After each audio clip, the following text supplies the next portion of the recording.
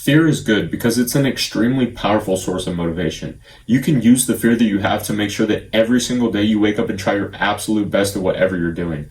But the term trying your best is used so loosely nowadays because we give out 14th place participation trophies and all this shit for trying your best, and it's complete and utter bullshit. What trying your best truly is means that there is not a single ounce more that you can give to what you're doing, and every single second of your day is used as efficiently and effectively as possible. If you're doing that consistently and you're still not getting the results that you want, then we can talk. But I know for a fact that both of us are not trying our absolute best, because if we were to break down every second of our day yesterday, we would find a bunch of times that we wasted doing shit that is not going to get us closer to our goals. Because once we do that, there's nothing to fear, because then it's in the hands of the universe, and what you'll come to realize is that the universe is extremely rewarding. You will get everything you want when you just try your best, but every day that you don't, you delay that day from coming, because the universe will look at you and say, he doesn't want it bad enough yet. He doesn't deserve it yet. He's not worthy of it yet. So we will delay that day from coming. And the reason that people become so fearful and worried about things is because they aren't trying their best and they know it deep down.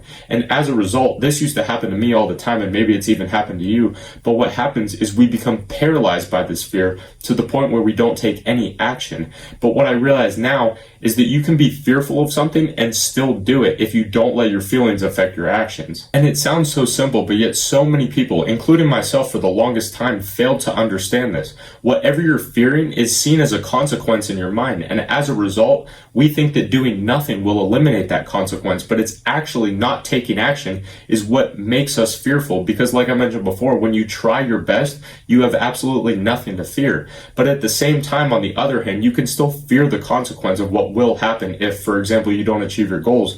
But it just means that you need to use that fear as fuel to try your absolute best to make sure that you don't fuck it up. And what you'll realize, if you haven't already, is that fear is one of, if not the most powerful form of motivation, because it's important to have something that we're running towards as well, like having goals of building our dream physique or living the lifestyle that we aspire to have. But it's even more important, in my opinion, to be running away from something at the same time, like running away from being fat for the rest of your life or living a life of mediocrity. And it's because we as men are instinctually wired in our brains to do our best work when our backs are against the wall. The best workouts that I've ever had, the best performances I've ever had in sports, and the best work I've ever done has come from having a level of fear inside of me that I use this fuel in order to pull it off. For example, throwing a weight on the bar that was probably too much for me to get 8 reps and not having a spotter, which I know is stupid, but knowing that if I don't get this weight up, this weight is going to crush me. Or stepping onto the field during a game knowing that if I don't play well, I'm going to get benched. Or working as hard as possible in my pursuit of YouTube now and using that fear to figure this shit out because I'm all in.